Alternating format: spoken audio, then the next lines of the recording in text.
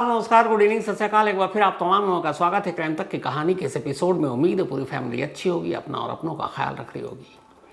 Police, कानून, अदालत, लोग, माँ बाप, अब जो भी सोचे सोचते रहें, पर बिना एक सवाल का जवाब सामने आए भिवानी की मनीषा कल यानी 21 अगस्त को पंचतत्व में विलीन हो गई। कल मनीषा का अंतिम संस्कार कर दिया गया। अंतिम संस्कार हो चुका, लेकिन मनीषा की मौत की मिस्ट्री अब भी अपनी जगह कायम है। बहुत सारे सवाल हैं इस मनीषा की मौत को लेकर। हाल के वक्त में शायद ये पहला केस है जिसमें मौत की सच्चाई पता लगाने के लिए एक नहीं, दो नहीं, तीन बार पोस्टमार्टम किया गया। सारे सवालों के साथ आज की कहानी आपके सामने रखूंगा, लेकिन उससे पहले सिर्फ दो सवाल जो काफ़ी कुछ इशारा करते हैं मनीषा की मौत और सच्चाई को लेकर।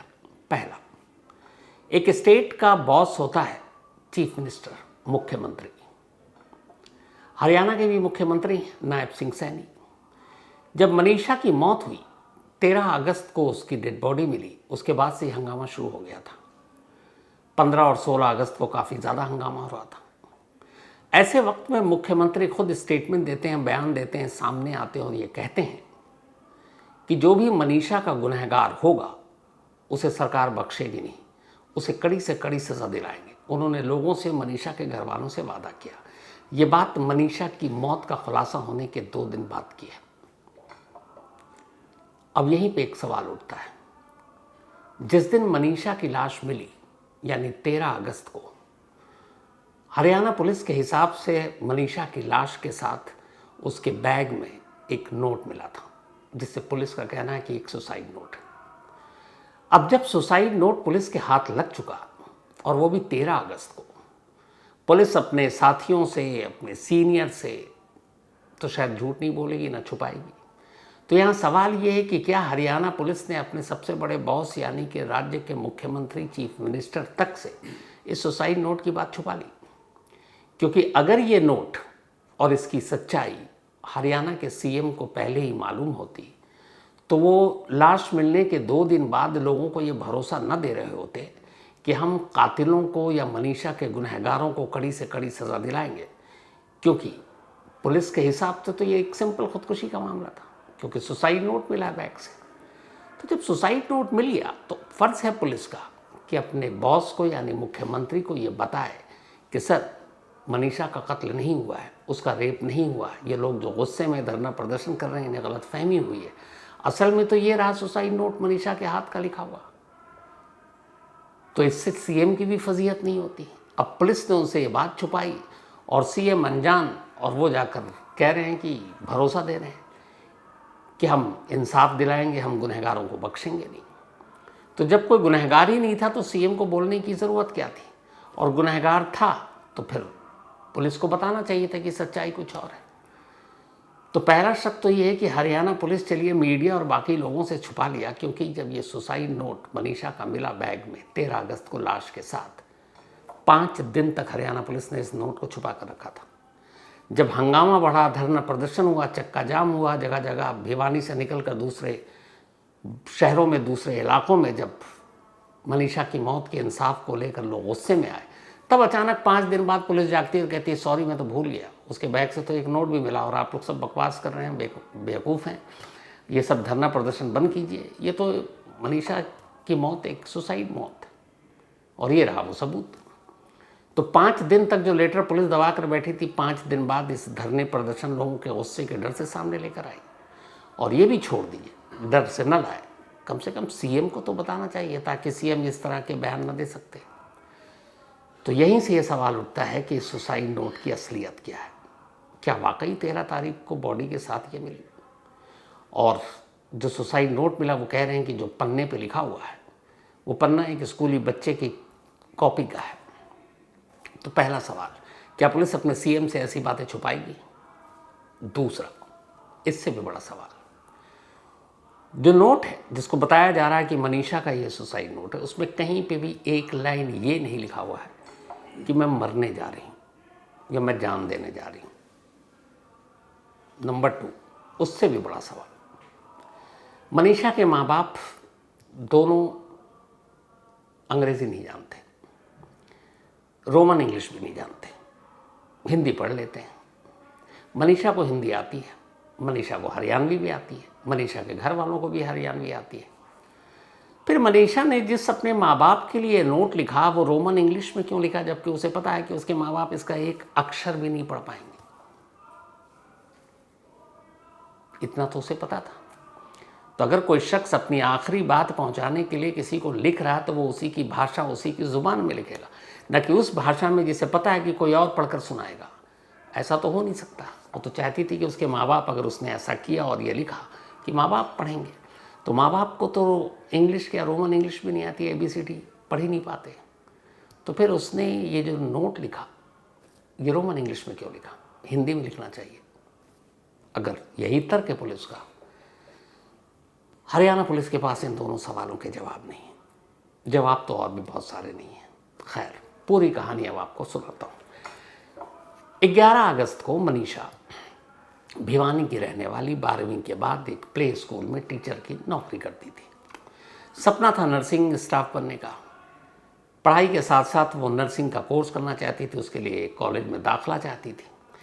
अगस्त को घर से निकली और अपने माँ बाप से कह कर गई कि वो आज कॉलेज भी जाएगी एडमिशन फॉर्म भरने के लिए, जानकारी लेने के लिए। सुबह वो जाती है स्कूल, फिर वहाँ से कॉलेज, उसके बाद गायब। घर वाले थाने पहुँचते हैं उसी रात। पुलिस वाले कहते हैं कहाँ भटक रहे हो, कहीं चली गई होगी मर्जी से, लौट आएगी, या तो ये होगा ज़्यादा से ज़्यादा कि शादी के काट के साथ लौटे, शादी कर लेगी, किसी से प्यार होगा, इश्क का चक्कर होगा, परेशान मत हो, हमें भी परेशान मत करो। घर वालों को लौटा दिया। अगस्त की तारीख आ गई, 14 को भी घर वाले परेशान, मिली नहीं। तब मजबूरी में पुलिस वालों ने शाम के 7:30 बजे के आसपास FIR दर्ज की। 24 घंटे बीत चुके थे। और इसी हरियाणा के DGP साहब का एक दावा है कि हरियाणा इकलौता ऐसा स्टेट है जो मिसिंग कंप्लेंट को भी फ़ौरन उसी तरीके से लिखते हैं। यहाँ ये केस नज़ीर है। 24 घंटे तक माँ बाप को पहले बेइज्जत किया और ये भी ताने मारे कि जाओ शादी के काट के साथ आ जाएगी। 24 घंटे के बाद खैर FIR दर्ज होती है। इसके बाद फिर 13 तारीख आती है। 13 तारीख को एक खेत पर एक लड़का जो काम करता था वो अचानक कुछ कुत्तों को देखता है। 4-5 कुत्तों का झुंड। वो करीब जाता है तो देखता है एक लाश पड़ी है, कुत्ते उस लाश को नोच रहे हैं। वो उन्हें भगाने की कोशिश करता है, कुत्ता उनके ऊपर हमला करने की कोशिश करता है। वो डरता है, फिर शोर मचाता है, अपने मालिक को बताता है। फिर मालिक पहुंचता, देखता है एक लड़की की लाश है। पुलिस को खबर दी जाती है, पुलिस आती है। चूँकि मिसिंग रिपोर्ट एक दिन पहले लिखी थी, कपड़ा हुलिया सब मालूम था, उन्हें यकीन हो गया कि ये लाश मनीषा की है। घर वालों को बुलाया, घर वालों ने आकर लाश की शिनाख्त की। लाश को पोस्टमार्टम के लिए भेज दिया गया। अब धीरे धीरे पूरे इलाके में ये खबर फैल गई कि एक मनीषा जो गायब थी उसकी लाश मिली और इस बुरी हालत में मिली। हैरानी इस बात पे भी थी कि सिर्फ 2 दिन के अंदर लाश की हालत इतनी ख़राब नहीं हो सकती। खैर, अब हंगामा शुरू हो गया। हंगामा शुरू हुआ तो पुलिस ने पहले भिवानी के सरकारी अस्पताल में पहला पोस्टमार्टम कराया और ये पोस्टमार्टम जो है 14 अगस्त को कराया गया। 14 अगस्त के पोस्टमार्टम के बाद हंगामा इधर और बढ़ता जा रहा है। तो फिर पुलिस ने मजबूरन 16 अगस्त को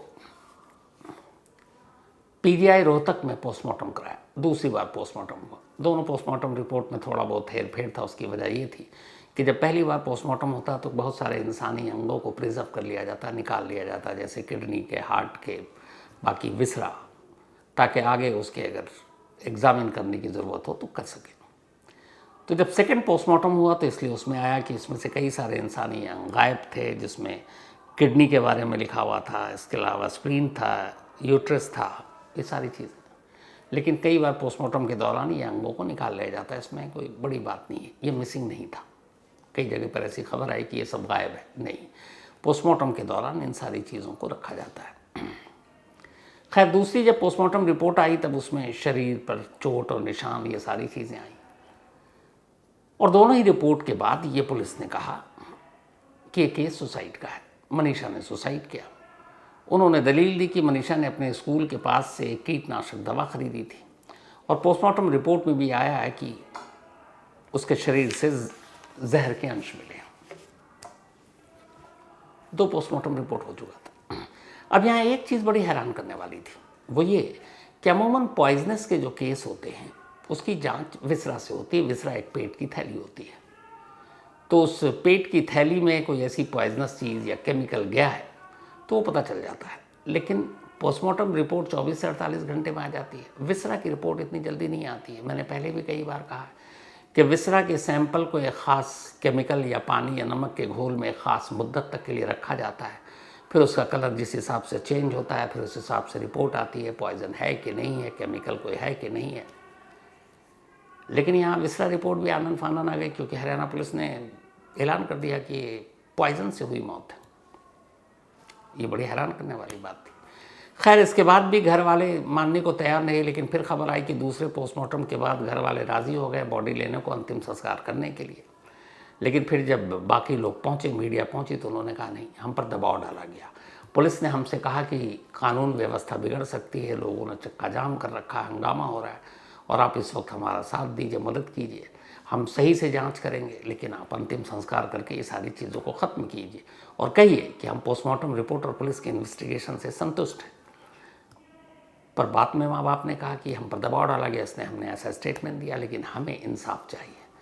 इसके बाद अब फिर तीसरी बार ये हुई कि हमें भरोसा नहीं है हरियाणा पुलिस और उसकी जांच पर, तो इस मामले की जांच सीबीआई को सौंपी जानी चाहिए।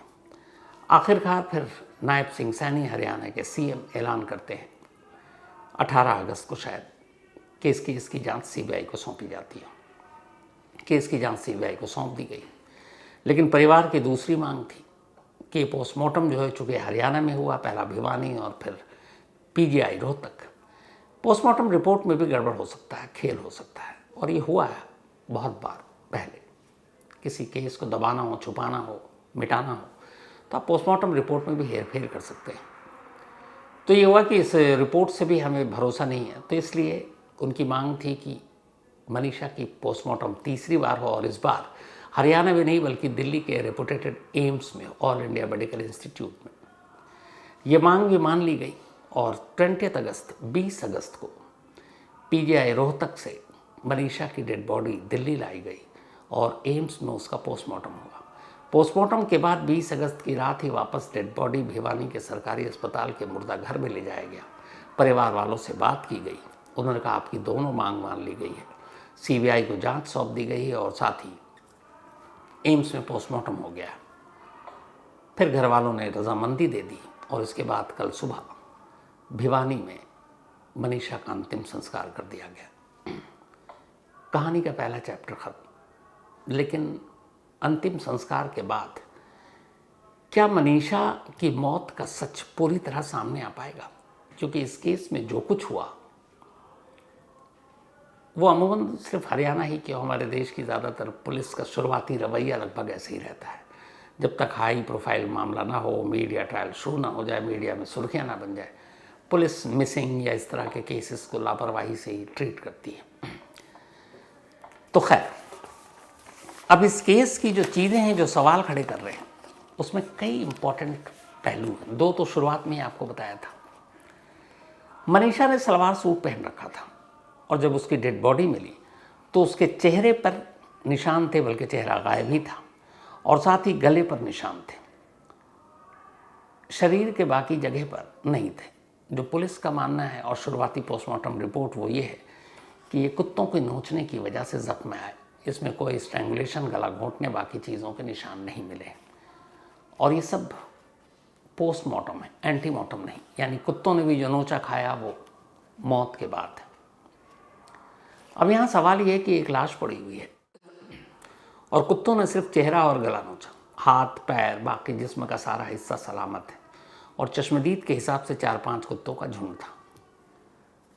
डाउट तो होता है कि ऐसा कैसे मुमकिन है, बाकी शरीर का अंग सलामत है। दूसरा, जिस जगह पे ये सारी चीज़ें हुई, बारिश भी हुई थी, लेकिन कुत्तों के पैरों के या बाकी निशान वहाँ से पुलिस को नहीं मिले।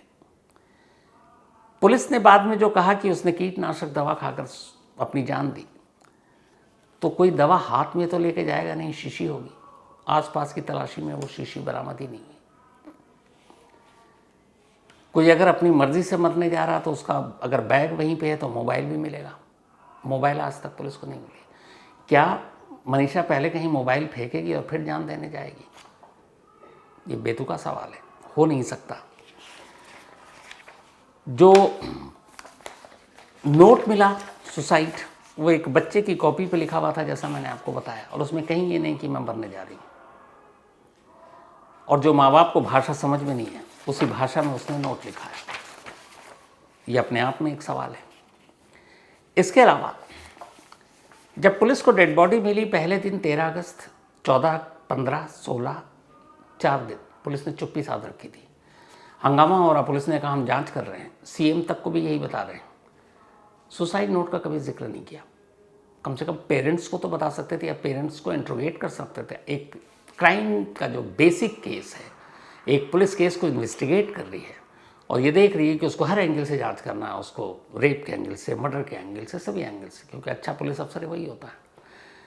अब अगर उसके बैग से एक लेटर मिलता है तो पहली चीज़ क्या होगी? पहली चीज़ ये होगी कि हरियाणा पुलिस माँ बाप से अकेले में, और माँ बाप इस वक्त एकदम एक तरह से गुस्से में है और भीड़ भी हो रही है, तो पुलिस उनसे बात करेगी कि सुनिए, आपकी बेटी के बैग से एक नोट मिला है और उसमें ऐसी ऐसी बात है, वो मरने की बात लिख रही है, क्या कोई वजह थी, कुछ ऐसी बात हुई, कोई इश्क का मामला, कुछ और मामला, किसी चीज़ से दुखी थी। 13 अगस्त को सुसाइड नोट मिला और अगले 5 दिन तक पुलिस ने माँ बाप से इस नोट के बारे में एक बार भी पूछताछ नहीं की। किसी भी पुलिस अफसर, मैंने 2-3 पुलिस अफसर से बात की इस बारे में, उन्होंने हैरानी जताई कि हो ही नहीं सकता। एक केस की इन्वेस्टिगेशन में एक एक क्लू इंपॉर्टेंट होता है और ये नोट सबसे इंपॉर्टेंट था। इस पूरे हंगामे, धरना प्रदर्शन को रोकने का तो पुलिस के पास सबसे बड़ा हथियार था। माँ बाप को दिखाते और पूछते।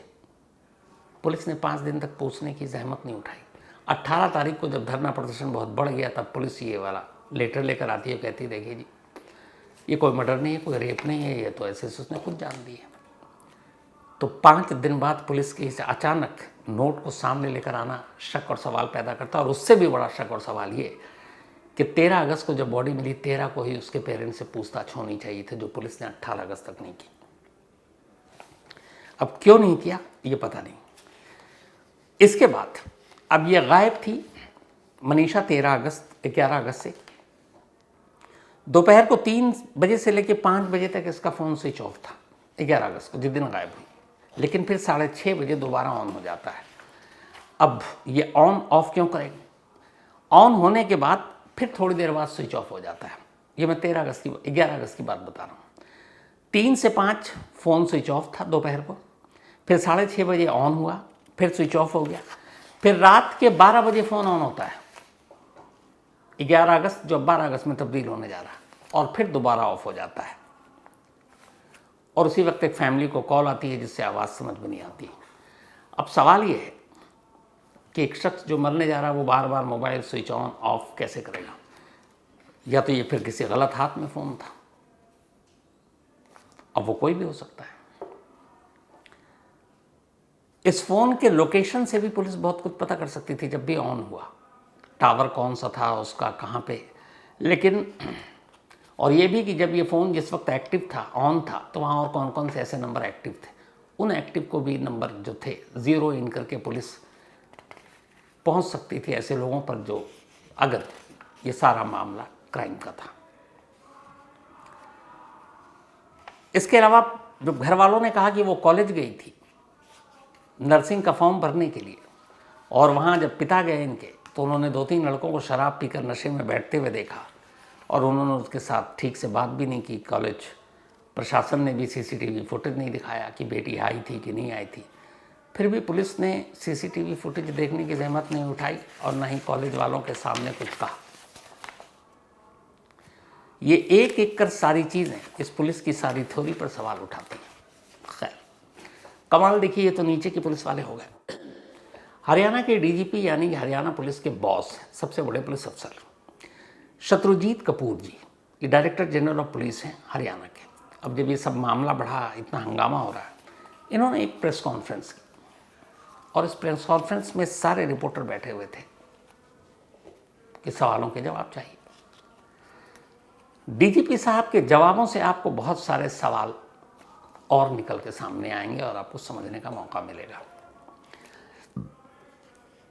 डीजीपी साहब से पूछा गया कि बताइए कि अगर ये एक आम केस था, एक सुसाइड का केस था, तो 3-3 बार आपने पोस्टमार्टम क्यों कराया? उनका जवाब था, ये हमने सिर्फ फैमिली को संतुष्ट करने के लिए कराया। क्या एक सीनियर पुलिस अफसर या ऐसे इन्वेस्टिगेशन के केस में किसी को खुश और नाखुश करने के लिए बार बार पोस्टमार्टम कराएगा? अगर उसके पास सॉलिड दलील है, प्रूफ है, एविडेंस है, तो सीधा सीधे पेरेंट्स को दिखाएगा और कहेगा कि देखिए ये सच्चाई है। लेकिन इनका सीधा सा जवाब था कि हमने पहला 2 पोस्टमार्टम ठीक था। जो भिवानी और पीजीआई रोहतक के डॉक्टर हैं, उनकी काबिलियत पर भी हम उंगली नहीं उठा रहे, ना सवाल उठा रहे, लेकिन घर वालों की बात थी तो हमने इजाज़त दे दी और उनकी मांग थी। इस देश में ऐसे कितने केस हैं जिसमें 3 पोस्टमार्टम हुआ? सुशांत सिंह राजपूत के मामले में भी 2 ही बार हुआ, एक वहाँ और एक फिर दिल्ली के एम्स में। जनरली होता नहीं है, लेकिन यहाँ हुआ। साथ ही उन्होंने कहा कि हम ट्रांसपेरेंसी चाहते थे, इसलिए हमने 3 बार पोस्टमार्टम कराया। अगर ट्रांसपेरेंसी ही चाहते थे तो फिर 13 अगस्त को जब बॉडी मिली थी तब सुसाइड नोट की सच्चाई सामने लोगों के क्यों नहीं लाए? उसे क्यों दबा लिया? किस लिए दबाया 5 दिन तक? और 5 दिन के बाद जब हंगामा हुआ था, अब अचानक ये लेकर आते हैं। और उसमें भी ये समझ में नहीं आया कि उसकी फ़ोटो कॉपी क्यों सामने दी गई, ओरिजिनल कहाँ है?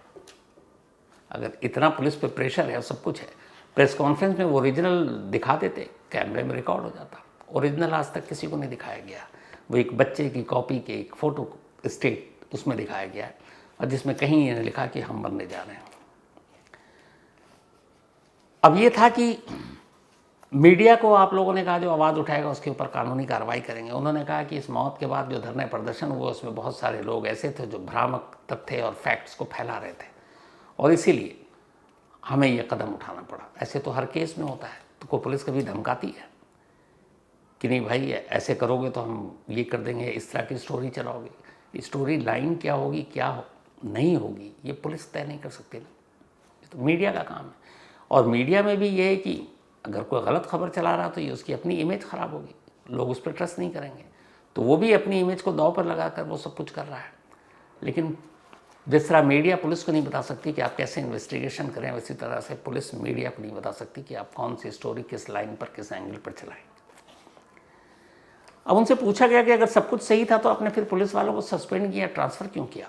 क्योंकि एक एसपी साहब को हटाया गया, थाना इंचार्ज को हटाया गया, बाकी कुछ पुलिस वालों को हटाया गया। उनका जवाब था, इस पर भी देखिए आप, गलती कहीं नहीं मानी। उन्होंने कहा दबाव था, हटाया गया, और ये पुलिस वाले फिर अपनी सफाई में आकर अपना पक्ष रखेंगे तो इनको दोबारा बहाल भी किया जा सकता है। कहीं ये नहीं माना कि इन्होंने कोई कोताही बरती। उल्टे ये कह रहे हैं कि जब कॉल आया और ये लोग गए तो उनसे बहुत अच्छे तरीके से पुलिस वाले पेश आए। उदाहरण आपके सामने है डीजीपी साहब। 11 अगस्त को मनीषा गायब होती है और 12 अगस्त की शाम को एफआईआर दर्ज। ये 24 घंटे सबसे कीमती थे। अगर पुलिस उसी वक्त हरकत में आती तो मैं बाकी नहीं है, अगर मनीषा की मौत उस वक्त तक हो भी चुकी थी तो कम से कम जानवरों के हाथों से नोचने से तो वो बच जाती। लेकिन आपकी पुलिस ने कुछ नहीं किया, और आप कह रहे हैं कि अगर अब वो पुलिस वाले दोबारा आते हैं और अपनी सफाई देते हैं, उनकी सफाई में दम है, तो हम उनको बहाल कर देंगे। कमाल है। इन्वेस्टिगेशन पर जब उनसे पूछा गया कि ये कैसी इन्वेस्टिगेशन थी, इसमें सारी चीज़ें आ गई थी, उन्होंने कहा नहीं, हम तो प्योर साइंटिफिक इन्वेस्टिगेशन कर रहे हैं, और जो फॉरेंसिक टीम है, जो पोस्टमार्टम रिपोर्ट है, उसी के हिसाब से हमने सारी कार्रवाई की है। तो अगर मैं आपकी साइंटिफिक और फॉरेंसिक को ही मान लूँ तो फिर जो शीशी थी, अगर पुलिस की थ्योरी के हिसाब से वो पॉइजन था, वो शीशी कहाँ है? एक लड़की जो अपनी मर्जी से मरने जा रही है, वो अपना फ़ोन कहाँ फेंकेगी? बैग से लेके नोट तक उसके पर्स में है, तो फ़ोन तो इधर उधर करेगी नहीं। शीशी मिली नहीं, सीसीटीवी कैमरे से आपने उसको देखा नहीं, लास्ट लोकेशन क्या है। जिस कॉलेज में आखिरी बार गई वहाँ पे पुलिस ने ज़रूरत ही नहीं समझा कि कुछ इंक्वायरी करें। तो फिर साइंटिफिक और फॉरेंसिक एविडेंस का ये दावा भी बचकाना ही लगता है। हर एक का यही सवाल था कि कहीं उस कॉलेज में तो कुछ नहीं हुआ था जहाँ 11 अगस्त को मनीषा गई थी, क्योंकि फादर के स्टेटमेंट के हिसाब से 3 लड़के शराब पीकर बैठे हुए थे। कुछ भी हो सकता है, लेकिन पुलिस ने उस कॉलेज और उसमें जांच में ही बहुत देर कर दी और कुछ किया ही नहीं। अब ये था कि भैया जो पुलिस की थ्योरी की जानवरों ने या कुत्तों ने बॉडी को नुकसान पहुंचाया, खाया, ये कैसे पता? तो ये पुलिस की थ्योरी थी कि एक किसान था, उसका एक लड़का था, उसने उसे देखा, इसका और कोई भी सबूत नहीं था। एक बड़ा इंपॉर्टेंट सवाल था, चलिए पुलिस की थ्योरी के मान लेते हैं एक मिनट को कि, और ये पोस्टमार्टम रिपोर्ट, कीटनाशक दवाएं मिली, जहर खाने से मौत हुई, जहर की शीशी भी खरीदी। पुलिस ने ये कहा कि स्कूल के पास एक शॉप है, शॉप से जाकर उसने लिया, उसके एविडेंस है, शॉपकीपर का स्टेटमेंट है, पर्ची है जो दवा खरीदी गई थी। ठीक है, यहाँ तक एग्री। बट ये कैसे पता किया जाए या पुलिस ने किया कि उसने ये अपनी मर्जी से जहर पी या किसी ने जबरन पिलाया? कोई सबूत नहीं है। दूसरा, आमतौर पर पॉइजन खाने के बाद मुंह से झाग वाग निकलता है। अब तक की 2 पोस्टमार्टम रिपोर्ट, क्योंकि एम्स की पोस्टमार्टम रिपोर्ट तो अभी आई नहीं है, उसमें कहीं झाग का जिक्र नहीं है। और उससे भी बड़ा एक इंटरेस्टिंग इसमें, एक इंसान जिसके जिस्म में जहर है, उसको कुछ आवारा कुत्ते नोच रहे हैं, तो जहर का कुछ पार्ट उन कुत्तों तक भी जाएगा, उन कुत्तों पर भी असर होगा।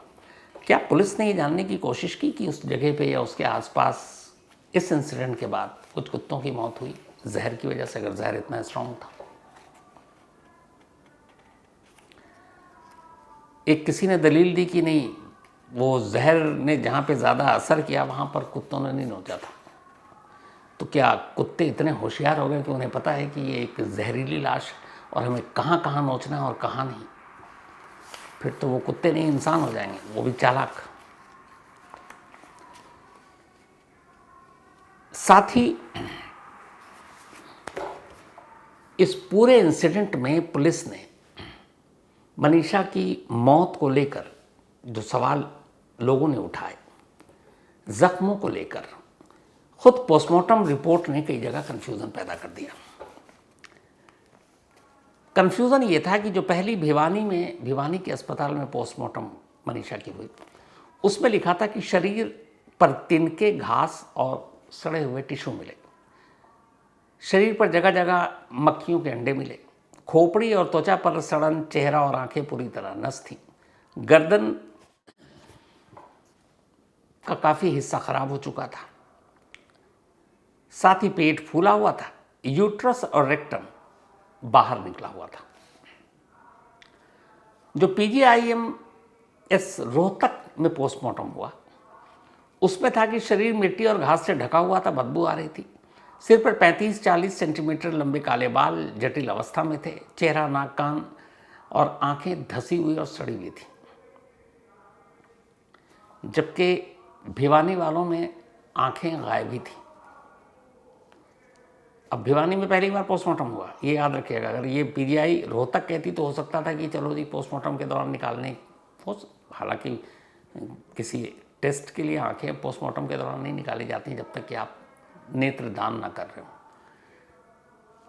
लेकिन आंखें भिवानी वाले कह रहे हैं गायब हैं और वो कह रहे हैं कि नहीं, धंसी हुई है। अब ये 2 चीज़ें अपने आप में ही शक पैदा करती हैं। तो पोस्टमार्टम रिपोर्ट में जख्म, पोस्टमार्टम रिपोर्ट में शरीर के अंग, इन सब को लेकर थोड़े बहुत अंतर थे और इसीलिए इस पोस्टमार्टम रिपोर्ट को मनीषा के फैमिली के लोग और वहाँ जो बाकी धरना आदर्शन मूवमेंट चला रहे थे, उन्होंने बारीकी से एक्सपर्ट से पूछा और उन्होंने शक जताया कि दोनों पोस्टमार्टम रिपोर्ट में कुछ गड़बड़ी है। और तब ये फैमिली ने मांग की कि हमें एम्स में पोस्टमार्टम तीसरी बार करवाइए, और अब हो चुका है, एम्स की रिपोर्ट आ जाएगी। अब DGP साहब का कहना है कि इस सारे सवालों के बाद अब जांच क्या, कैसे, ये CBI जाने। अब CBI के हाथ में केस है। हालांकि इस आखिरी लाइन पर आकर मैं थोड़ा सा डिफर हूं। मुझे लगता है कि एक स्टेट पुलिस, चाहे वो हरियाणा हो, दिल्ली हो, यूपी हो, कोई भी हो, बिहार पुलिस, वहाँ के अलग अलग डिपार्टमेंट, CID हो, क्राइम ब्रांच हो, CBCID हो, स्पेशल सेल हो, ये सब अगर जांच करते हैं, ठीक है, थोड़ी बहुत ऊंच नीच होती है, रिजल्ट आ जाता है, थोड़ा वक्त भी लेंगे, उंगलियां भी उठेंगी, लेकिन फिर प्रेशर पड़ता है तो ये लोग रिपोर्ट तो ले आते हैं और नतीजा सामने होता है। सीबीआई को लेकर मेरा अपना मानना है कि एक बार इनके पास केस गया तो फिर ठंडे बस्ते में गया। हाल के बहुत सारे एग्जाम्पल हैं और उस केस का हश्र अच्छा नहीं होता। तो अब फैमिली की मांग थी, सरकार ने मांग मिली, अब गेंद सीबीआई के पाले में है। क्या सीबीआई मनीषा की मौत का सच सामने लाएगी, और उससे भी बड़ा सवाल ये कि क्या ये सच जल्दी सामने लाएगी, या फिर वही होगा कि जैसे सुशांत और बाकी केसों में लंबे कई सालों तक फाइल ठंडे बस्ते में है, सब कुछ शांत हो गया, लोग भूल गए, उसके बाद किसी दिन आ जाती है क्लोजर रिपोर्ट और ये भी कि इसमें कुछ नहीं था, ये तो एक सिंपल सुसाइड का मामला था। तो सीबीआई को केस सौंपने वाली जो बात है, मुझे लगता है ये केस को अब ठंडे बस्ते में ले जाएगा। हालांकि मेरी दुआ है कि मैं गलत हूँ और सीबीआई इस केस पे जांच कर इसकी जल्दी अपनी सही रिपोर्ट दे और मनीषा की मौत की मिस्ट्री क्या है वो हम सबके सामने हो। तो इसी दुआ के साथ फिलहाल आज की कहानी में इतने ही, लेकिन कहानी ख़त्म करूँ उससे पहले वही अपना सिलसिला